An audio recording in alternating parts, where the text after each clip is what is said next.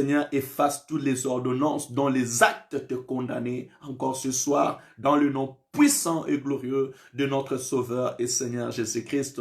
Soyons ce peuple qui sanctifie leur vie par les sangs de l'agneau, qui lave leurs vêtements par les sangs de l'agneau. Je m'aimerais à travers ces prières, mon frère et ma sœur, et que si le Seigneur venait à cet instant, qu'il n'y ait point une raison qui t'empêche de porter le corps des anges pour être attiré devant la face de l'Éternel. Alléluia. Et cela ne peut que passer par la sanctification, par la purification du corps, de l'âme et de l'esprit.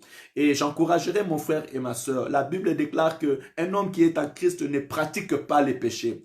Quand on parle de pratique des péchés, c'est de vivre dans les péchés, d'avoir une vie constante dans les péchés. Non, cela n'est pas un enfant de Dieu. Un enfant de Dieu ne défend pas du mal. Un enfant de Dieu ne prend pas des excuses dans les péchés. Puisque Christ vit en nous, le péché est mort. Le péché a été cloué sur la croix et nous sommes appelés maintenant à vivre d'une vie de sanctification dans la crainte de l'Éternel, dans l'obéissance à la parole de Dieu.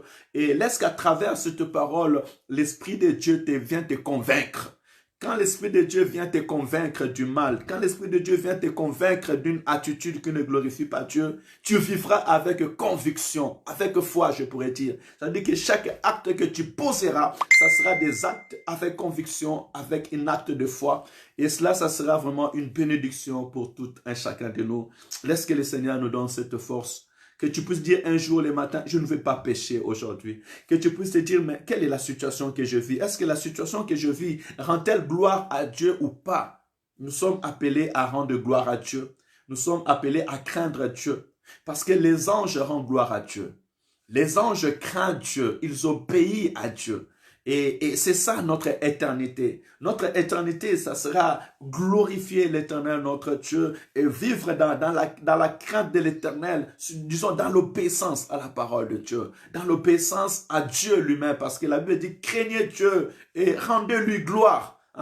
Nous craignons Dieu dans l'obéissance à celui qu'il est, dans la considération de celui qu'il est, étant créateur et initiateur de toutes choses, et aussi nous les rendons gloire. Ces trois dimensions, ça sera notre vie pour l'éternité. Ici sur la terre et même devant les anges. Voilà pourquoi je t'encourage. Je ne dirais pas devant les anges, je dirais parmi les anges. Parce que les anges sont devant les seigneurs et nous serons devant les seigneurs. Et en portant le corps des anges, nous serons devant les seigneurs parmi les anges pour glorifier l'Éternel notre Dieu. Béni soit le nom de l'Éternel notre Dieu pour ces paroles. Alors, prends courage au nom du Seigneur Jésus-Christ, par la puissance et le soutien de l'Esprit de l'Éternel, afin que ta vie puisse rendre gloire à Dieu. Afin que ta vie soit un parfum de bonne odeur devant le Seigneur notre Dieu. Je sais que par tes propres forces, tu pourras dire, il m'est difficile, mais par la puissance du Saint-Esprit de Dieu, c'est possible. Le Saint-Esprit n'est pas venu sur la terre pour rien. Si Dieu nous a laissé le Saint-Esprit, c'est parce qu'il savait que nous avons besoin de marcher selon la pensée et selon la volonté de l'Éternel, notre Dieu. Tu as ce besoin. Mais si tu n'arrives pas, le Saint-Esprit est là pour t'encourager, pour te soutenir dans ce sens, afin que tu puisses faire la volonté de Dieu. Et que cela soit un désir de ton cœur. Et au nom de Jésus, nous arriverons. Et moi, je crois que nous allons arriver. Nous allons arriver à vivre une vie transformée. Nous allons arriver à atteindre la statue parfaite de Christ. Parce que si tu n'atteins pas la statue parfaite de Christ, tu ne pourras pas être attiré devant son trône. Si tu n'es pas corrigé, si tu n'arrives pas à devenir apte pour les bonnes œuvres, tu ne pourras pas rendre gloire à Dieu. Or, la parole de Dieu, Dieu l'a étalée pour cela. Et la vie que nous menons, elle est pour cet objectif. C'est afin que nous puissions réellement être corrigés, enseignés, instruits, pour que notre être soit transformé, nos pensées soient transformées, nos décisions soient transformées, nos paroles soient transformées. Et avec l'Esprit de Dieu, je sais que tu arriveras. Et je prie que tu puisses y arriver. Au nom de Jésus-Christ, peu importe ce qui peut se passer dans le monde, nous arriverons. Parce que devant le trône de l'Éternel, il y a bien de personnes qui seront devant son trône pour les glorifier. Alléluia. Si Noé est arrivé, tu arriveras. Si Enoch est arrivé, tu arriveras. Alléluia. Si Élie est arrivé, tu arriveras. Tu arriveras. Parce que les gens que je viens de citer sont de la même nature que nous. Et ils ont persévéré jusqu'à la fin. Et ils sont arrivés. Élie ne s'est pas prosterné devant les prophètes de Baal. Il les a défiés. Il est arrivé. Tu arriveras dans ta vie chrétienne. J'aimerais encourager une personne ce soir. Que tu arriveras dans ta vie chrétienne. Tu arriveras à vivre dans la sainteté. Tu arriveras à vivre dans la crainte de l'Éternel. Tu arriveras à vivre dans l'obéissance et dans la mise en pratique à la parole de Dieu. Tu arriveras. Et le Saint-Esprit de Dieu est là pour t'accompagner. Prends seulement la décision. Prends seulement la décision et vis. Voilà pourquoi un enfant de Dieu, lorsqu'il écoute la voix de Dieu, il a la tristesse selon Dieu dans son cœur. D'avoir fait quelque chose ou de vivre d'une manière qui ne rend pas gloire à Dieu. Et lorsqu'il a la tristesse selon Dieu, il prie, il confesse ce mal devant le Seigneur son Dieu. Il dit, Seigneur, pardonne-moi car j'ai volé, pardonne-moi car je suis tombé dans l'adultère, pardonne-moi Seigneur car j'ai été jaloux ou je fais de querelle, pardonne-moi parce que j'ai mis de l'incompréhension entre ma vie ou la vie de mon frère. Il les cite devant la face de l'Éternel son Dieu. Et il dit, Seigneur, pardonne-moi pour ces choses. Et non seulement il dit, Seigneur, pardonne-moi pour ces choses, il dit, mais Seigneur, je prends la décision de ne plus retourner dans ce péché. Il est très important pour un enfant de Dieu de prendre la décision dans son cœur. Parce que celui qui prend la décision dans son cœur, déjà au préalable, d'abandonner le mal, de ne pas marcher dans le mal, déjà il prend le soutien qui vient de la part de Dieu. Parce que la plupart des personnes, ils viennent, ils prient, oui, mais dans leur cœur, ils ne prennent pas la décision. Or, Dieu ne regarde pas ce qui sort seulement dans nos bouches, mais il regarde ce qui est dans nos cœurs. Il a dit à Daniel que quand tu avais à cœur, quand tu as eu à cœur directement de gêner, une voix s'est fait entendre du ciel. Et je suis venu pour t'annoncer cette parole. Il dit dans sa parole, ces peuples s'approchent de moi de leurs lèvres, mais leur cœur est loin de moi. Dieu a besoin que nos cœurs reviennent à lui. Il est très important. Et un enfant de Dieu qui s'approche de Dieu avec cette attitude de repentance, il décide aussi dans son cœur d'arrêter le mal, d'abandonner le mal.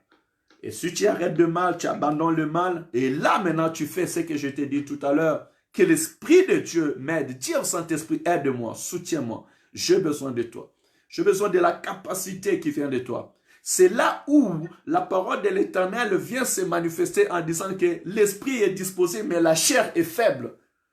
Je suis disposé en esprit, je reconnais ma faiblesse. Maintenant, Seigneur, j'ai besoin de toi. Aide-moi à surmonter ce que je suis en train de vivre. Aide-moi à surmonter la tentation de la chair. Aide-moi à surmonter les épreuves que je suis en train de vivre qui me retiennent vers le bas. C'est là où l'apôtre Paul va venir nous dire que ce que je suis en train de faire, ce n'est pas ce que je fais. Et ce que je veux faire, ce que je vais faire, je n'arrive pas à le faire. Qui me délivrera de ce corps mortel? Mais il dit, béni soit l'Éternel notre Dieu, qui nous a envoyé le Seigneur Jésus-Christ. Donc là, dans cette dimension, un homme de l'esprit arrive maintenant à demander le soutien qui vient de la part de Dieu. Et laisse que cela soit ta démarche. Et là, je viens de nous énumérer les différentes étapes de la repentance. Pour nous dire que la vie de la repentance est très importante dans la vie d'un enfant de Dieu.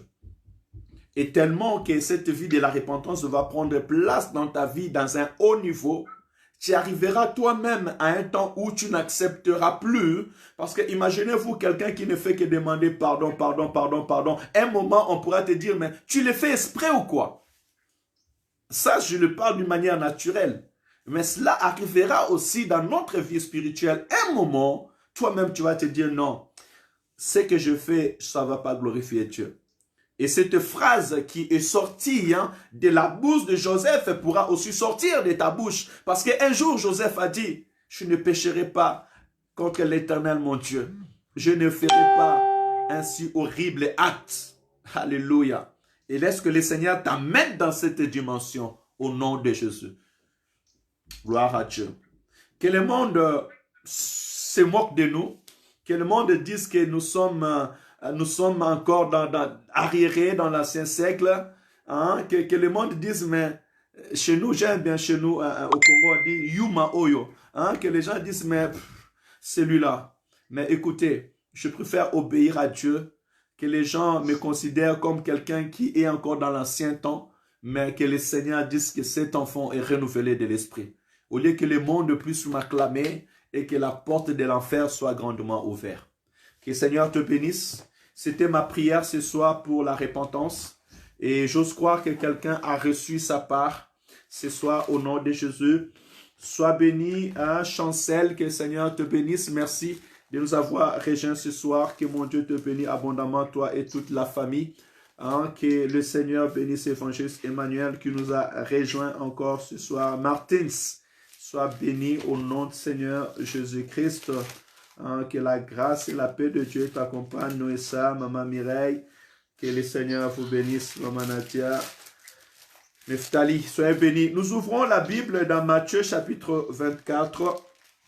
Je n'ai pas pu rejoindre l'évangéliste aujourd'hui pour pouvoir lui confier ces temps, donc je vais continuer. Nous continuons la méditation dans Matthieu chapitre 25. Matthieu chapitre 25.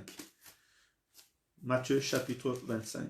Je n'ai pas la montre. Il est quelle heure? Quelqu'un peut m'écrire il est quelle heure pour que je puisse savoir combien de minutes il me reste. Matthieu chapitre 25. Gloire à Jésus. Sois béni. Matthieu chapitre 25. Ouvrons nos Bibles. Ce n'est pas la prédication, c'est, et je pourrais dire que pas seulement l'exhortation, mais c'est la méditation. Donc, tu peux lire avec moi et s'il y a une parole que tu as compris, gloire à Dieu. Et si tu n'as pas compris, tu peux me dire je n'ai pas compris, même en écrivant, c'est très important. Donc, lorsque nous méditons la parole de Dieu, nous partageons ensemble, nous réfléchissons ensemble. Il est très important pour nous tous, au nom du Seigneur Jésus-Christ. Gloire à Dieu. Que le Seigneur bénisse Pasteur Zulu. Que le Seigneur te bénisse et toute l'église à Clermont-Ferrand. Shalom, shalom. 21h05. Parfait. Merci. Donc, nous avons 25 minutes et nous avons 45 versets. Je ne pense pas qu'on arrivera jusque-là. Mais nous allons essayer de réfléchir ensemble selon la parole de Dieu. Matthieu chapitre 25. Je lis la parole au nom du Seigneur Jésus.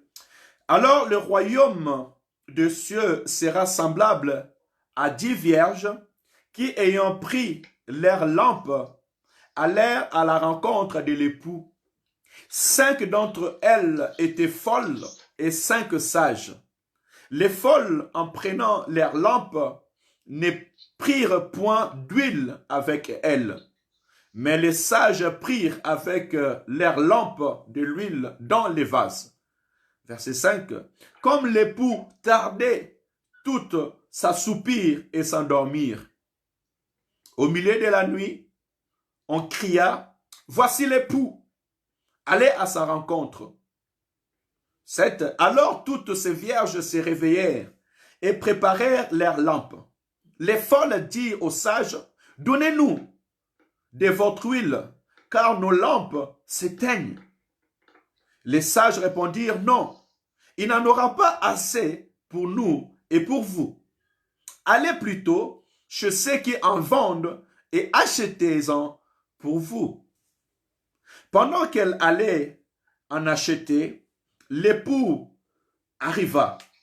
Celles qui étaient prêtes entrèrent avec lui dans la salle de noces, et la porte fut fermée. Plus tard, les autres vierges vinrent et dirent, Seigneur, Seigneur, ouvre-nous. Mais il répondit, je vous l'ai dit en vérité, je ne vous connais pas. Veillez donc, puisque vous ne savez ni le jour, ni l'heure. Alléluia. Le parabole continue. Et dès que j'ai commencé à lire cette parabole, j'étais encore dans la joie dans mon cœur. Parce que ici, le Seigneur veut nous encourager encore. Et là, la réflexion va plus loin. Parce que ici, on nous dit que nous sommes semblables à ces 10 vierges. Je pourrais dire que nous sommes de ceux qui ont reçu la parole de Dieu, de ceux qui ont cru en Jésus comme Sauveur et Seigneur. Tous, je pense qu'au milieu de nous, ceux qui sont là, ceux qui me suivent, au moins qu'il y ait des personnes qui ne connaissent pas Jésus-Christ, mais la plupart ont connu le nom de Jésus. La plupart si tu leur dis qui est Jésus pour toi, il dira Jésus-Christ est le Fils de Dieu. Jésus-Christ, il est le Seigneur. Il est mort sur moi sur la croix. Il me dira, et si je lui demande où est Jésus-Christ pour toi maintenant, il me dira pas que Jésus-Christ est monté au ciel, mais il me dira Jésus-Christ est dans mon cœur. Ce qui est bien. Gloire soit rendue à Dieu. Mais je vais aller plus loin et pousser notre réflexion encore plus loin. Puisque nous avons Jésus-Christ et il habite dans nos cœurs, est-ce que nous marchons selon l'esprit? Est-ce que nous sommes des hommes spirituels? Parce qu'au milieu de nous, il y a aussi de ceux qui disent, mais lui, il prie tous les jours. Mais qu'est-ce qu'il veut montrer? Il lit seulement la parole de Dieu tous les jours. Ils ne prennent pas le temps de repos. Écoutez, bien-aimés. La vie chrétienne, comme Christ lui-même l'a définie, elle est caractérisée de deux sortes de personnes. Il y a des personnes qui ont l'image de cette Vierge qui, non seulement ils ont l'huile, mais ils ont pris les réserves d'huile. Cela veut dire qu'ils sont prêts à rajouter l'huile dans leurs réserves afin que leur lampe reste allumée. Cela veut dire qu'ils prennent soin de leur communion avec Dieu. Ce sont des personnes qui prient le matin, qui prient le soir, qui cherchent la face de Dieu. Comme je viens de dire tout à l'heure, béni soit le nom du Seigneur, ce sont des gens qui veulent garder leur communion avec Dieu. Pourquoi? Parce que hier même, j'en parlais avec l'un de mes frères et que dans la vie chrétienne, nous avons la relation avec Dieu et nous avons la communion avec Dieu. Notre relation avec Dieu, c'est une relation de père au fils. Cette relation, elle reste ainsi. Tu as reçu Jésus-Christ comme ton Seigneur. Il est ton Seigneur. Il est ton Seigneur. Mais à un moment, il devient ton sauveur parce qu'il est Seigneur et sauveur. Mais un moment, tu le laisses seulement sauveur, mais tu récupères la poste du Seigneur et tu deviens le maître de ta vie. C'est là où les choses deviennent un peu compliquées, un peu difficiles pour la vie chrétienne. D'où je disais que notre relation avec Dieu, parce qu'elle est une relation de père au fils ou de père à sa fille, le père restera toujours le père de son enfant. Peu importe ce qui va arriver, il restera toujours le père. Même si les fils sortaient de la maison et partaient comme les fils prodigues, le père restera toujours le père. Et le fils, même s'il est parti dans sa rébellion, il restera toujours le fils parce que la Bible nous dit qu'à un moment, le fils a reconnu que dans la maison de son père, les choses ne sont pas ici. Et le père est resté toujours père parce que le père était devant sa porte en espérant un jour son fils va retourner à la maison. Mais il y a aussi de ces fils-là qui, ou bien je dirais, si je vais rester dans cet élan comme je suis en train de parler pour me faire comprendre, il y a aussi dans la relation avec Dieu, notre communion avec Dieu. Et notre travail de tous les soirs, c'est pour avoir une communion quotidienne avec Dieu. C'est là où le travail doit beaucoup se faire. Et ceux qui veillent sur leur communion quotidienne avec Dieu, ce sont des personnes qui ont l'image de ces 5 vierges qui non seulement avaient leur lampe, mais elles voulaient se rassurer que l'huile reste toujours allumée. Parce que d'autre côté, ceux qui n'avaient pas de réserve d'huile, ils sont semblables à des hommes charnels ou à des chrétiens. Pour eux, le nom de Jésus suffit. Pour eux, aller à l'église suffit. Pour eux, connaître Jésus suffit. Il n'a pas le temps de lire la parole. Il peut passer 1 jour, 2, 3, une semaine sans lire la parole. D'autres, les rendez-vous, c'est dimanche avec Dieu. Bonjour pasteur, au revoir pasteur. Donc quand il te dit bonjour pasteur, il entre dans la présence de Dieu et devient sérieux. Et quand il te dit au revoir pasteur et sa Bible, tu ne connais même pas. D'autres c'est dans leur voiture, d'autres c'est dans la tête de leur lit. Ils n'ont pas même le temps de les lire. Leur vie chrétienne ne donne pas le fruit ou il n'y a pas la croissance dans leur vie chrétienne. La relation avec le Saint-Esprit, on n'en parle même pas. Or, notre communion avec l'Esprit de Dieu, nous devons en travailler jour après jour. Une communion avec Dieu, c'est une communion permanente de chaque instant. D'où nous avons dit qu'un enfant de Dieu ne pratique pas les péchés. Si le péché pour toi devient impratique, parce que quand je dis pratiquer, ça devient une discipline. Parce qu'un sportif qui pratique un sport, c'est une personne qui est disciplinée. Et vous verrez qu'un sportif se réveillera le matin.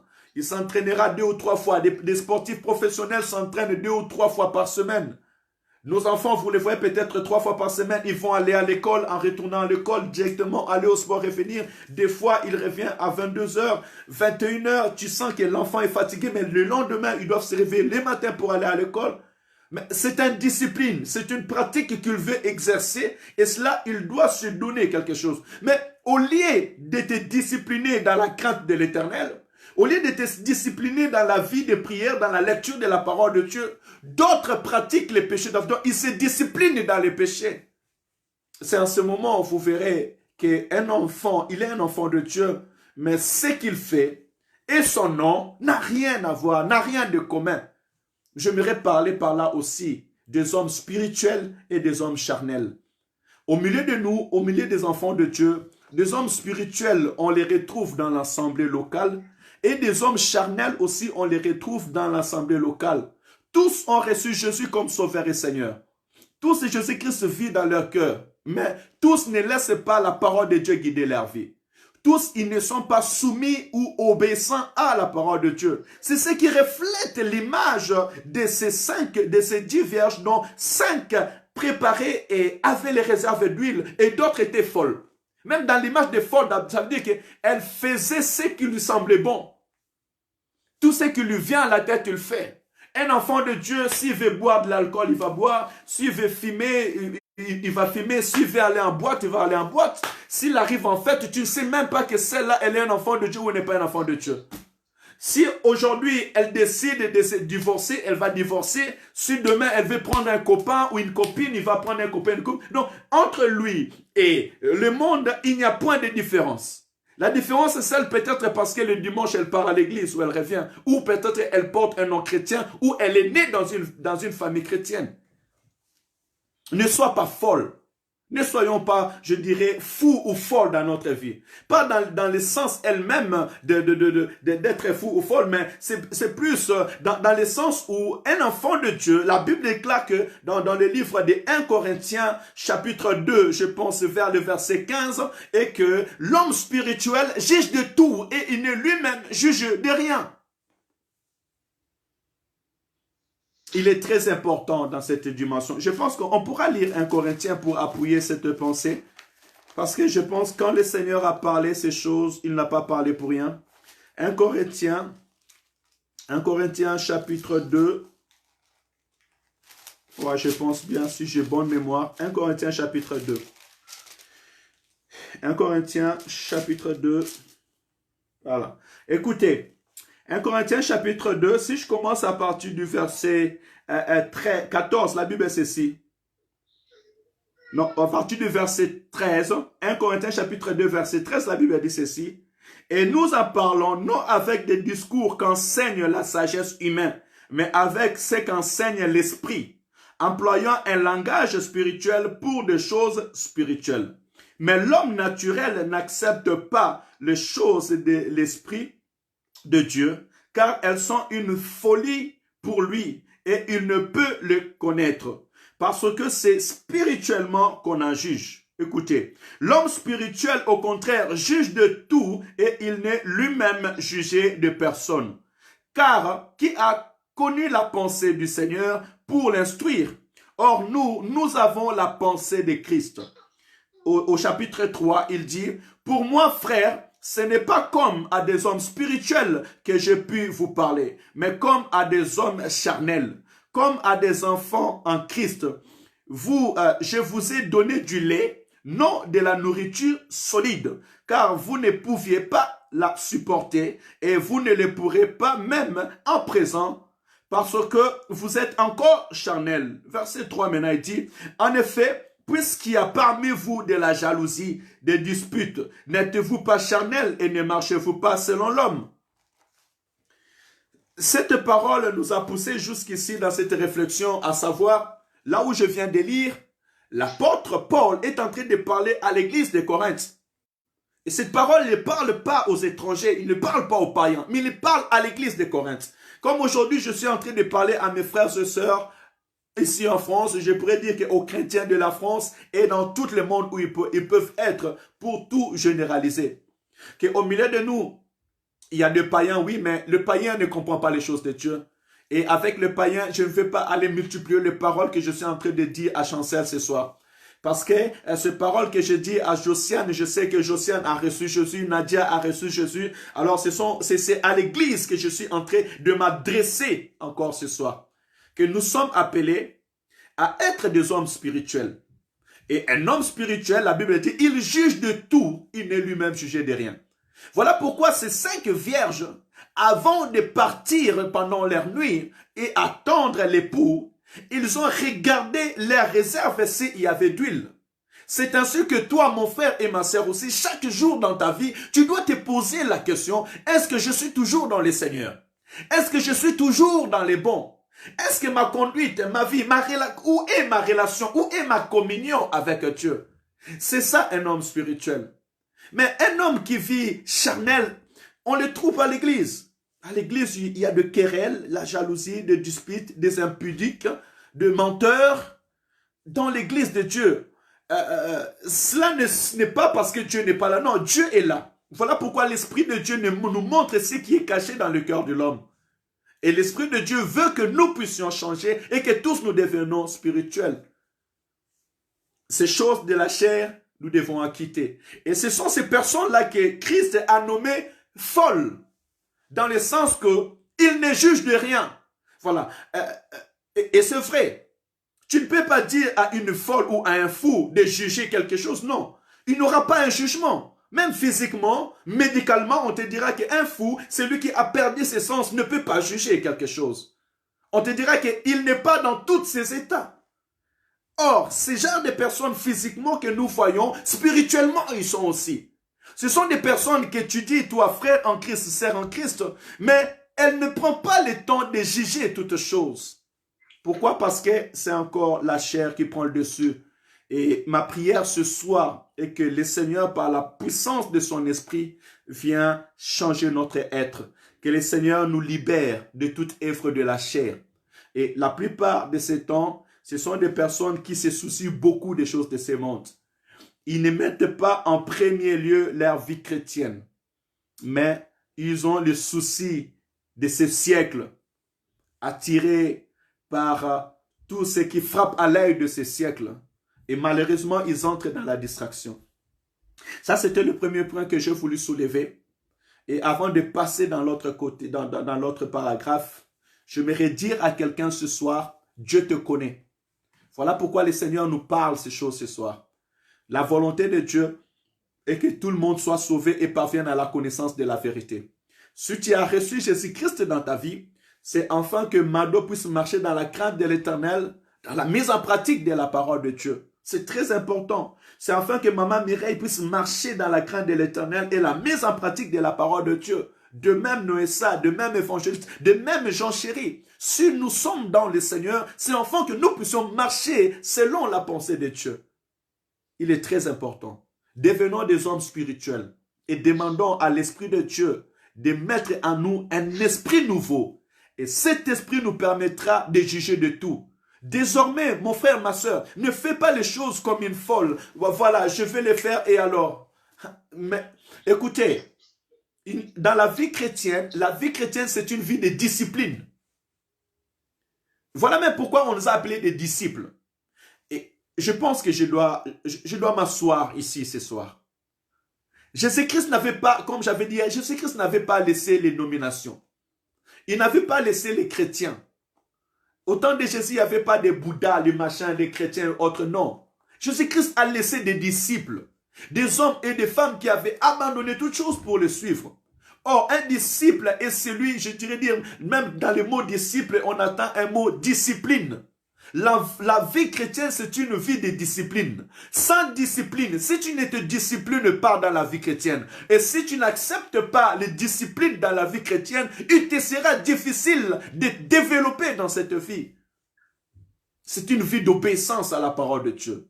Comme on dit dans les affirmations, et que la parole de Dieu est la code de la route d'une vie chrétienne. Si tu conduis ta voiture sur la route sans respecter le code de la route, tu feras un accident, on t'arrêtera, on t'arrachera ton permis et puis tu peux même te retrouver dans le main de la police. Tout simplement parce que tu n'es pas discipliné dans ta conduite. Et de même aussi dans notre vie. Qu'une personne prend la décision de se discipliner ce soir. Or, notre discipline, c'est être enseigné dans l'enseignement de la parole de Dieu, rester uni dans la fraction de pain et dans la prière. Apprends à te discipliner dans ces 4 dimensions. Parce que la Bible déclare dans les livres des Actes et qu'ils demeurèrent ensemble dans l'enseignement des apôtres, dans la fraction de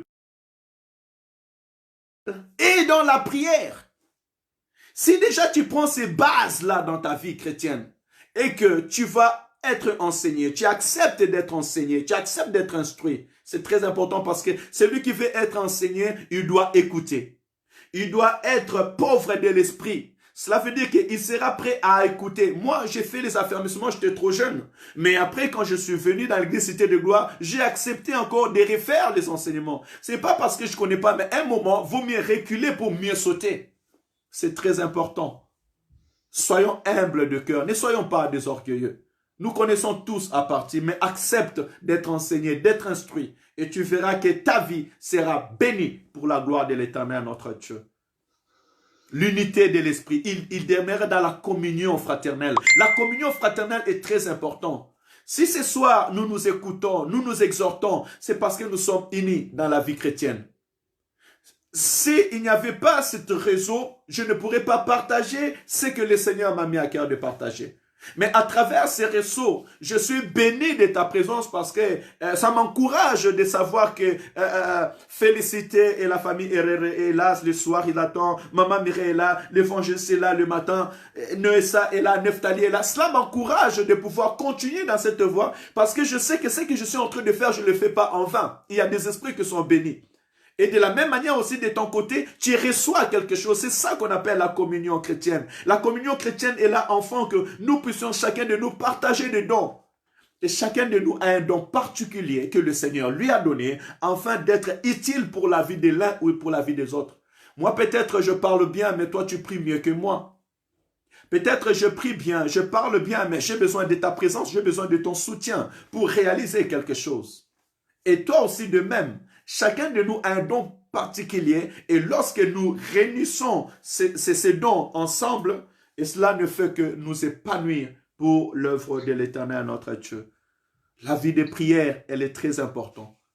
Prends la décision de commencer à prier. J'aimerais vraiment que dès ce soir, tu sois parmi cette femme qui ont pris les réserves d'huile. Sois parmi ces femmes qui ont pris les réserves d'huile avec eux. Alléluia. C'est par la prière. La Bible déclare, rallume la flamme qui est en toi. Comment je vais rallumer la flamme? Oh, je rallume la flamme dans la prière. Voilà pourquoi des fois, l'apôtre Paul nous encourage à prier en langue, parce que c'est lui qui est en train de prier en langue. Il est en train de rallumer la flamme, de rallumer la puissance, l'onction, la vie spirituelle en lui. D'ailleurs, la Bible nous dit que nous ne savons pas comment prier. Et le Saint-Esprit est là pour intercéder à notre faveur par des supplications inexprimables. Alléluia. C'est dans ta vie chrétienne, c'est dans ta discipline, en te disciplinant de la vie chrétienne. C'est en persévérant dans la vie chrétienne que ta vie sera puissante. Et tu pourras impacter dans ta vie quotidienne de tous les jours. Des hommes d'onction, ce sont des hommes de prière, des hommes de jeûne et de prière. Si tu veux avoir la connaissance, lis beaucoup la parole de Dieu. Tu auras la connaissance. Et si tu veux avoir l'onction, prie beaucoup.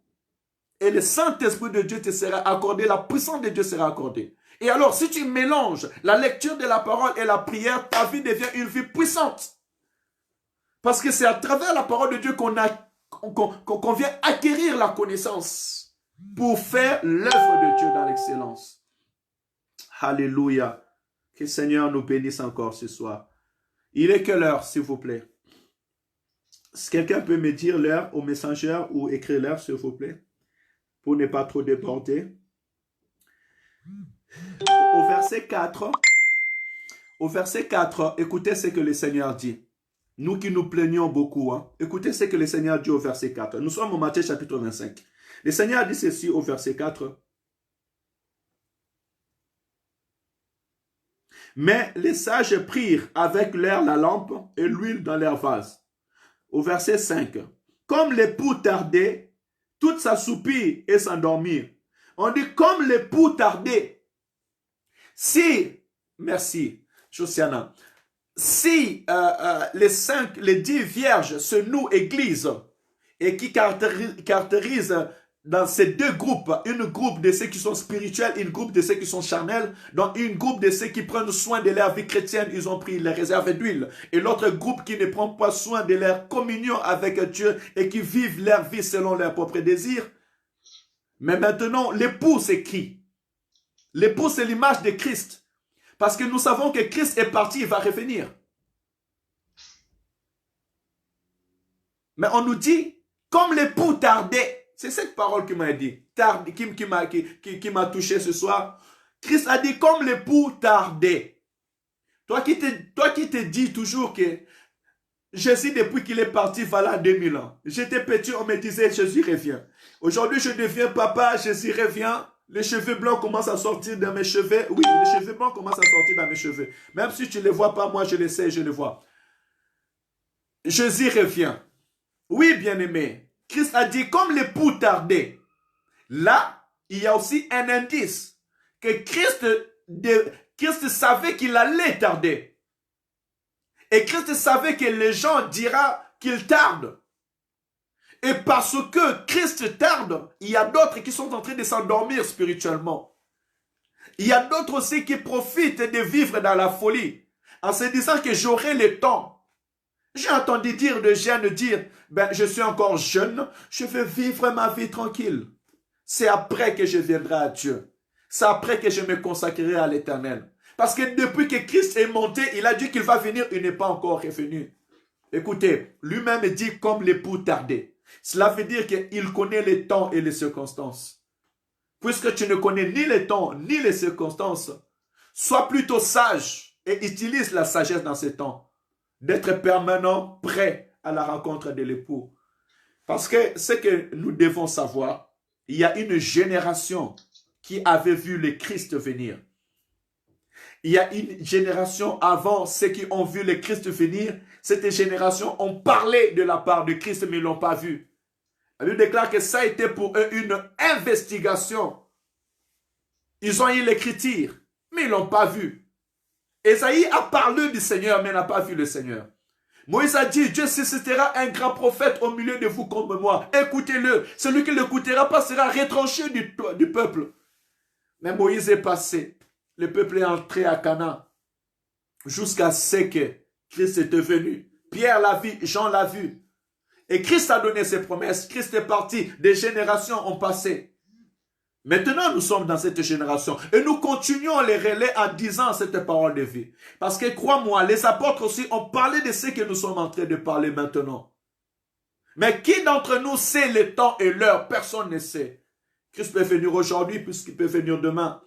Christ peut venir dans 20 ans, dans 30 ans. C'est lui qui sait. Peut-être dans 3000 ans, c'est lui qui sait. Alléluia. Parce qu'aujourd'hui, c'est comme si c'est des jours devant lui. Il est le maître des temps et des circonstances. Mais la réflexion ce soir est que chacun de nous ne doit pas tomber dans le sommeil. Parce que la Bible dit que tous soupirent. Ne tombez pas dans le sommeil spirituel. Ne disez pas que demain, je vais faire ce que je peux faire aujourd'hui. C'est que Christ nous encourage. Parce que tout le verset qui suit, elle est dans sa finité en disant, je vous le dis en vérité, je ne vous connais pas. Veillez donc, puisque vous ne savez ni le jour ni l'heure. L'objectif de cette exhortation ce soir est que chacun de nous prenne conscience de veiller sur sa vie chrétienne. De veiller sur sa marche, sur sa communion avec Dieu. Soyez de ceux qui cherchent la face de Dieu. Oh, mets le réveil dans ton téléphone, cela n'est pas mauvais. L'apôtre Paul disait, je traite durement mon corps. Pourquoi? Parce que je ne veux pas être parmi les perdants après avoir travaillé, après avoir prié, après avoir cherché Dieu, après avoir prêché la bonne nouvelle. Je ne veux pas perdre le ciel. Je ne veux pas perdre ma récompense. Vous imaginez, vous travaillez pendant 30 jours, 29 jours et le 30e jour, on vous dit vous n'avez pas votre salaire. Ou parce que vous avez fait une erreur grave alors cette erreur grave, ben, on prendra à la place de cette erreur tous vos salaires. Mais non, physiquement c'est révoltant. À plus forte raison, tu as cherché Christ, tu as pris ton baptême, tu as écouté la parole de Dieu. Et aujourd'hui, où est ta vie? Où est ta relation avec Dieu? Où est ta marche avec Dieu? Tous les engagements que tu as pris. D'autres ont passé leur temps dans le ministère, en train de servir, prêcher Dieu. Les gens vous ont entendu prêcher la bonne nouvelle, enseigner la bonne nouvelle, servir Dieu dans l'église, servir Dieu dans votre famille. Mais aujourd'hui, où vous êtes? Non, au milieu de nous, il n'y aura pas de perdant. Et je prie au nom de Jésus-Christ. Et que le Seigneur nous fasse grâce, que nous ne soyons pas de perdants après avoir servi l'Éternel, notre Dieu. Et la seule solution, c'est de veiller. Veille sur ta vie chrétienne. Veille sur ta marche dans la vie chrétienne. Veille sur ta manière de mettre en pratique la parole de Dieu. Prie tous les jours que la flamme ne manque pas dans ta vie. L'huile est l'image de l'Esprit de Dieu. Et que dans ta vie chrétienne, qui est cette réserve, qu'il ait toujours l'onction et la puissance de l'Esprit de Dieu, permanent, restant renouvelé, afin que ta vie soit une vie de victorieux et de victorieuse. Que le Seigneur nous bénisse. Merci pour ce temps. Demain, c'est mercredi, non? Demain, ou jeudi? Ah, demain c'est jeudi. Demain jeudi, nous avons prière dans la salle. Hein. Tout à l'heure, j'étais déjà là-bas pour des petits travaux. Et j'étais en train de penser que bon, on se voit soit à 17h. Sachez que moi, à 17h, je serai à la salle. Et nous serons, on va commencer la prière à 18h juste demain à la salle pour pouvoir finir à 19h, hein, 19h30. Hein, donc, je vous invite à se retrouver à la salle demain pour ceux qui sont là. Et pour ceux qui suivent les directs, je serai que vous restez toujours dans cette même dimension. Je mettrai les directs aussi le soir dans la salle. Et nous allons continuer la prière de matin pour permettre à notre frère, sœur Félicité, à notre frère Sébastien et à toutes nos frères et sœurs qui nous suivent de loin de pouvoir continuer cet élan avec nous. Et je profite pour dire que nous allons mettre toutes les précautions avant les dimanches pour que nos cultes reprennent, bien sûr avec tous les respects. J'encourage tout le monde à porter leur masque parce qu'il peut y avoir des contrôles policiers. Hein, alors, il vaut mieux avoir tout le monde de masque. Nous mettrons la distance de 1 mètre et nous mettrons les directs aussi. J'encouragerai les parents qui ont les enfants sensibles. Si tu viens seul parce qu'il y a l'un des parents qui va rester avec les enfants, gloire à Dieu. Sinon, tu restes à la maison avec les enfants pour pouvoir nous suivre en direct. Hein. Et voilà. Donc là, pour l'instant, je laisse libre choix à chacun. Mais je nous encourage à répondre leur vie parce que souvent dans la vie, on aime la facilité. Hein. Je reste sur mon lit, je reste à la maison, je regarde. Quand je dois me lever pour aller à l'église, ça devient lourd. Mais il faut savoir que la Bible dit, il est doux et agréable aux frères et sœurs de demeurer ensemble. Lisez Psaume chapitre 133. Car c'est là que l'Éternel répand la vie. C'est là que l'Éternel répand la bénédiction pour l'éternité. Que le Seigneur nous bénisse abondamment. N'oubliez pas que l'Église a besoin de nous. La salle doit être payée. Le soutien de l'Église pour le matériel et autres. Vous savez comment nous faisons. Que le Seigneur vous bénisse abondamment. Nous allons prier. Prie pour ta vie chrétienne. Dis à Dieu, tu veux être une personne qui veille chaque jour sur sa vie chrétienne. Que tu puisses juger de tout. Dis à Dieu, je veux être sage. Je ne veux pas être folle. Je ne veux pas vivre dans la folie, mais je veux vivre dans la sagesse. Prions au nom de Jésus. Alléluia. Tendre Père, merci pour ta parole. Merci pour ton instruction. Merci Seigneur, car tu es Dieu. Merci Seigneur, car tu nous conduis dans l'excellence. Alléluia. Mon âme bénit l'Éternel. Mon âme glorifie son Saint-Nom. Mon âme bénit l'Éternel et n'oublie aucun de ses bienfaits. Seigneur, merci pour ta parole, merci pour ton instruction. Merci Seigneur, car tu viens encore m'encourager ce soir à continuer dans la prière, à continuer dans la méditation de la parole. Tu viens m'encourager encore ce soir, Père Saint, à veiller sur ma vie chrétienne, à veiller sur nos vies chrétiennes saints d'Israël. Papa, merci, car tu viens encore nous encourager à prendre soin, chacun de nous, de la vie chrétienne et aussi à prendre soin de nos frères et sœurs. Père Saint, merci, car tu nous permets que nos huiles, Père éternel, Seigneur, demeure dans la vase. Merci pour la communion fraternelle. Merci pour la communion chrétienne. Merci Seigneur pour ma communion dans la prière avec toi, Jésus. Merci pour mon frère et pour ma soeur, Seigneur. J'ose croire, Père Saint, tu as parlé à un frère ce soir. Tu as parlé à une sœur ce soir, Seigneur. Tu as ramené, Seigneur, tes enfants encore ce soir dans la vie que tu attendais d'eux. Merci car tu as rappelé à une personne ce soir l'engagement dans les eaux du baptême qu'il avait pris, l'engagement de te suivre et de te servir. Merci Seigneur car tu as mis du sérieux dans notre vie chrétienne. Alléluia, au nom de Jésus.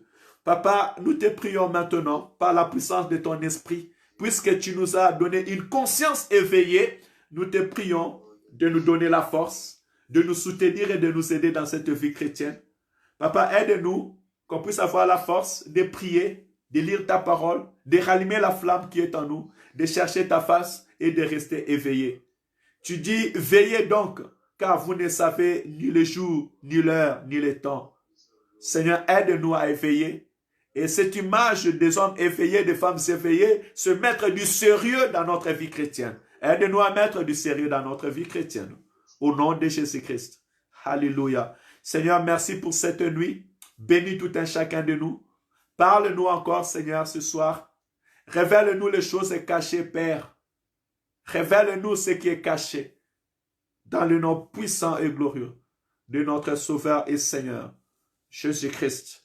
Nous avons ainsi prié. Amen, amen, amen. Alléluia. Soyez bénis au nom du Seigneur Jésus-Christ. Demain, le matin, dans la prière. Que le Seigneur vous bénisse tous ensemble. Le Papa Washington soit béni. Je ne sais pas si vous travaillez demain, mais je serai content de nous revoir pour qu'on puisse tous ensemble organiser la salle et prendre le temps de la prière, préparer la salle pour ces retours, avec bien sûr toutes les conditions nécessaires, parce que l'ennemi ne va pas nous lâcher avec les autorités. Nous devons éveiller cela pour que notre Dieu soit glorifié dans la paix. Que le Seigneur vous bénisse. J'étais très content encore ce soir de revoir Chancel, que le Seigneur te bénisse. Le culte est là, l'église est loin, pas loin. Tu connais le lieu de culte. L'église sera ouverte pour toi. Que le Seigneur bénisse Josiana. Félicitez toute la famille, les jumelles. Soyez bénis au nom de Jésus. Maman Nadia, Maman Mireille, soyez bénis. Soyons motivés. Demain, j'aurai besoin des serviteurs. Essayez, tous les serviteurs, d'être là à l'heure. Évangile Emmanuel, appelle-moi pour qu'on puisse parler pour les horaires. Mais je dis que la salle sera ouverte à partir de 17h, nous serons là. Ceux qui peuvent venir à l'heure, ils viennent à l'heure automatiquement. Mais 18h juste pour ceux qui travaillent. Je vais laisser 18h pour ceux qui travaillent, afin qu'ils aient le temps de finir leur travail et de venir. Et pendant 1 heure du temps, nous prendrons le temps dans la prière et aussi dans l'organisation. Que le Seigneur vous bénisse abondamment. Shalom, shalom. Au nom de Jésus, bonne nuit. Neftali, attends. Oh là là. Shalom, shalom. Il y a quelqu'un qui m'appelle.